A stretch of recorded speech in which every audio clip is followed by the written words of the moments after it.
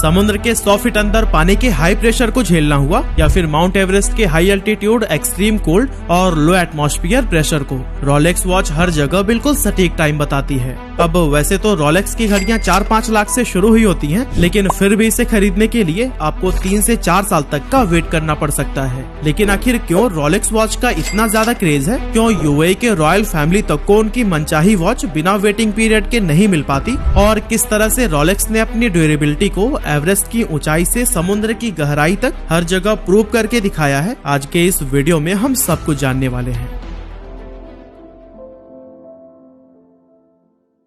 तो दोस्तों, रोलेक्स की कहानी स्टार्ट होती है 1905 से, जब हैंस विल्सडोर्फ और अल्फ्रेड डेविस ने मिलकर लंदन में विल्सडोर्फ एंड डेविस नाम के कंपनी की शुरुआत की। यहाँ पर वो रिस्ट वॉच बनाकर ज्वेलर्स को बेचते थे। इसके बाद से ज्वेलर्स उन घड़ी के डायल्स पर अपना नाम लगाकर कस्टमर्स को सेल कर देते। एक्चुअली उस समय रिस्ट वॉच टाइम देखने के लिए इस्तेमाल नहीं की जाती थी, क्योंकि उसकी एक्यूरेसी उतनी अच्छी नहीं थी जितनी की पॉकेट वॉच की होती थी। लेकिन पॉकेट वॉच के साथ समस्या यह थी कि यह पानी पड़ने पर खराब हो जाती थी, या फिर अगर आप ज्यादा ऊंचाई पर चले गए तो फिर यहाँ भी यह घड़ी काम करना बंद कर देती। लेकिन इन कमियों के बावजूद इसे वाइडली यूज किया जाता था, क्योंकि उस समय तक टाइम देखने का और कोई दूसरा ऑप्शन ही नहीं था। वैसे अब अगर वापस से रिस्ट वॉच पर आए तो इसे उस टाइम के बड़े बड़े रईस लोग एक ज्वेलरी पीस की तरह पहना करते थे। लेकिन फिर हैंस विल्सडोर्फ ने देखा कि टाइम देखने के लिए रिस्ट वॉच पॉकेट वॉच से कहीं ज्यादा कन्वीनियंट है, तो क्यों न इसके टाइम को ही इतना परफेक्ट बना दिया जाए कि ये सिर्फ एक ज्वेलरी पीस की तरह नहीं बल्कि एक्यूरेट टाइम पता करने के लिए भी इस्तेमाल की जा सके।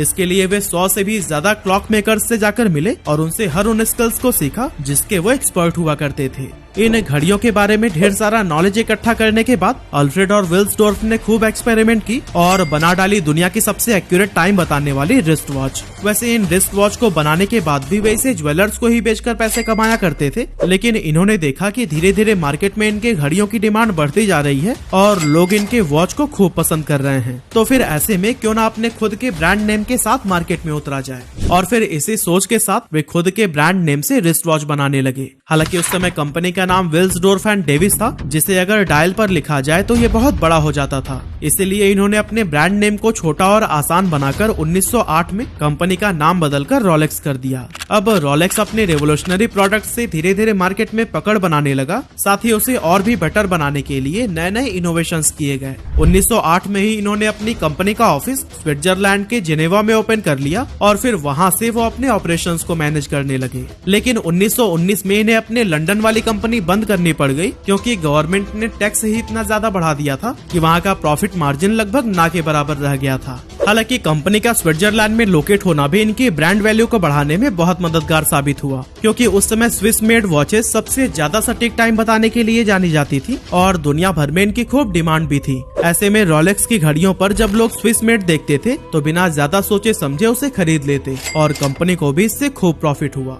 अब रोलेक्स का मकसद सिर्फ टाइम एक्यूरेसी को ही मेंटेन करना नहीं था, बल्कि वो एक ऐसी घड़ी भी बनाना चाहते थे जो बाहरी फैक्टर्स जैसे पानी, डस्ट या फिर बाकी के एनवायरमेंटल फैक्टर से कभी खराब ना हो। इसीलिए उन्होंने काफी मेहनत और एक्सपेरिमेंट के बाद 1926 में रोलेक्स ओएस्टर नाम की एक घड़ी लॉन्च की, जो कि पूरी दुनिया की पहली वाटरप्रूफ वॉच थी। वाटरप्रूफ घड़ी उस समय एक बहुत बड़ा इनोवेशन था, लेकिन ये सक्सेसफुल तभी हो पाता जब ज्यादा से ज्यादा लोग इसके बारे में अवेयर हो। अब अगर न्यूज़पेपर या फिर मैगजीन में ऐड भी दे दिया जाए तो लोगों को यह कैसे यकीन होगा कि ये वॉच सच में वाटर या फिर डस्ट प्रूफ है। इसी बात को ही समझते हुए हैंस विल्सडोर्फ ने इवेंट मार्केटिंग का सहारा लिया। वीडियो में हम आगे देखने वाले हैं कि कैसे स्विमर्स और माउंट एवरेस्ट क्लाइंबर्स की मदद से रोलेक्स ने अपनी ड्यूरेबिलिटी को प्रूव किया और फ्री में एडवर्टीजमेंट की। लेकिन उससे पहले क्या आपको याद है बचपन में हम कैसे लूडो खेला करते थे? क्या थ्रिल था ना उस छोटे से गेम में? दोस्त हो या फिर भाई बहन, उनको हराने में कितना मजा आता था। खैर, बड़े होने के साथ ही वो टाइम भी कहीं छूट सा गया है, लेकिन मैं उन्हीं यादों को ताजा करने के लिए एक अच्छा सा प्लेटफॉर्म ढूंढने लगा एंड तब मुझे मिला गेम्स लूडो। वही लूडो, वही यादें, सब कुछ पहले जैसा। लेकिन हाँ, यहाँ पर आप पैसे भी कमा सकते हैं। सबसे अच्छी बात तो यह है कि गेमजी पर हर संडे टूर्नामेंट भी होता है 1 लाख रुपए का। बस आपको ज्वाइन करके खेलना है और 1 लाख का प्राइस पूल आप भी जीत सकते हैं। इसमें ओपोनेंट से ज्यादा पॉइंट्स कमाइए और मैच जीत जाइए।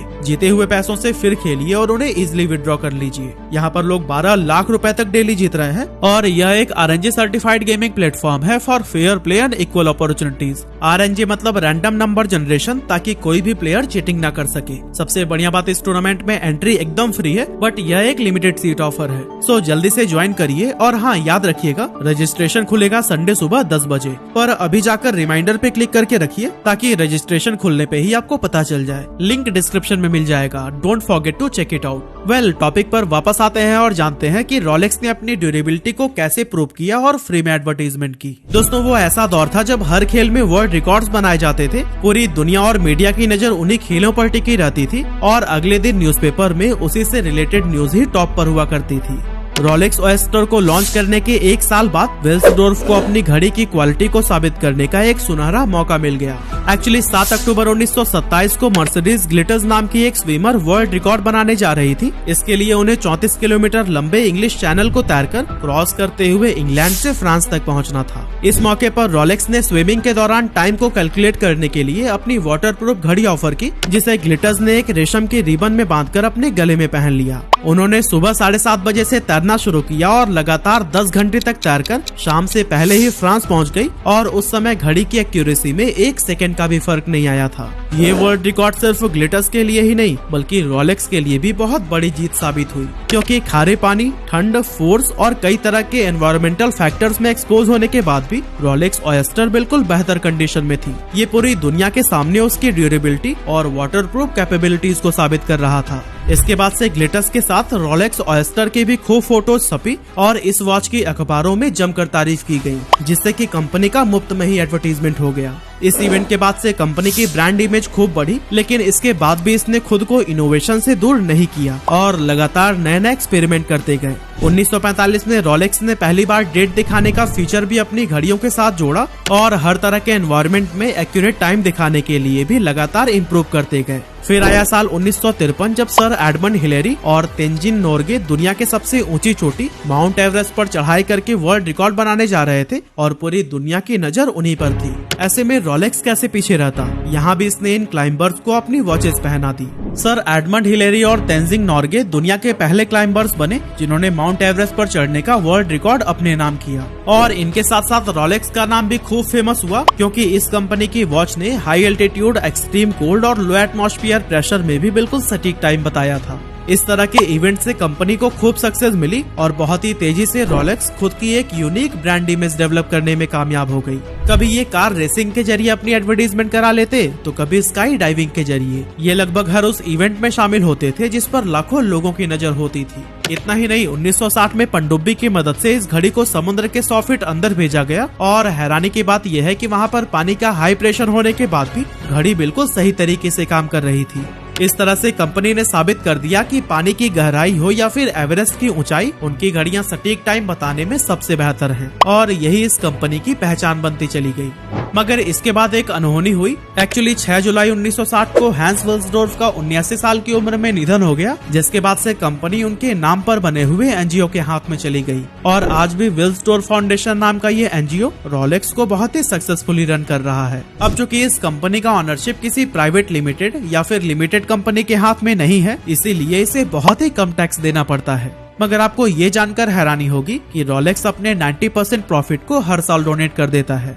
वैसे देखा जाए तो हैंस विल्सडोर्फ के जाने के बाद भी रोलेक्स की पॉपुलैरिटी या ब्रांड इमेज पर किसी तरह का इम्पैक्ट नहीं पड़ा और अब भी यह लोगों के बीच एक खास पहचान बनाए हुए था। अब कंपनी बेसिकली अपनी वॉच के लिए इलाइट क्लास को टारगेट कर रही थी, इसीलिए वो उन गेम्स को स्पॉन्सर करने लगी जिसे देखने के लिए बहुत सारे रईस लोग जमा होते थे, जैसे कि पोलो, हॉर्स राइडिंग या फिर गोल्फ। लेकिन बदलते वक्त के साथ एक पावरफुल मार्केटिंग का तरीका भी फेड ऑफ होने लगता है। इस बात को रोलेक्स बहुत अच्छे से समझता था, इसीलिए वो अपनी घड़ियों को सिर्फ टाइम देखने की मशीन की तरह ही नहीं बल्कि एक इमोशन और सक्सेस से जोड़कर प्रमोट करने लगा। जैसे कि अगर आप अपनी लाइफ में कुछ बड़ा अचीव कर रहे हैं तो आप रोलेक्स के हकदार हैं और ये सिर्फ एक घड़ी नहीं है बल्कि आपकी सफलता का एक मेडल है जो आपकी हथेली पर सजा है। रोलेक्स ने एक और कमाल की मार्केटिंग स्ट्रैटेजी अपनाई और वो है लिमिटेड सप्लाई स्ट्रैटेजी। ये स्ट्रैटेजी कंपनीज अपनी ब्रांड को रेप्यूटेड दिखाने के लिए अप्लाई करती हैं। अब रोलेक्स को रियलाइज हुआ कि जिस भी कंपनी के प्रोडक्ट मार्केट में बहुत ज्यादा मौजूद हैं, उनकी ब्रांड वैल्यू लो होती जा रही है, क्योंकि ये कस्टमर्स के बीच बहुत ही इजिली अवेलेबल हैं। लेकिन अगर डिमांड ज्यादा हो और सप्लाई कम तो फिर ब्रांड वैल्यू को बहुत ही ज्यादा इंक्रीज किया जा सकता है। इसी स्ट्रैटेजी पर काम करते हुए रोलेक्स ने अपनी वॉचेस को बहुत ही लिमिटेड शॉप पर अवेलेबल कराया और वहाँ भी आपको घड़ी ऑर्डर देने के कई साल बाद ही रिसीव होगी, और वो भी ऑर्डर प्राइस पर नहीं बल्कि उस टाइम के मार्केट प्राइस पर। साथ ही आपको जानकर हैरानी होगी कि यूएई में मौजूद दुनिया के सबसे बड़े रोलेक्स डीलर का कहना है कि रॉयल फैमिली तक को भी उनकी मनचाही रोलेक्स घड़ियां बिना वेटिंग पीरियड के नहीं मिल पाती हैं। अब दोस्तों, एक तो ये आसानी से मिलती नहीं है, ऊपर से अगर आप एक से ज्यादा ऑर्डर करना चाहें तो वो भी नहीं हो सकता। साथ ही ऑनलाइन खरीदना तो भूल ही जाइए, क्योंकि किसी भी प्लेटफॉर्म पर आपको ओरिजिनल रोलेक्स वॉच मिल ही नहीं सकती। और दोस्तों, इन्हीं सभी रीजंस ने लोगों के बीच इसका क्रेज और भी ज्यादा बढ़ा दिया है।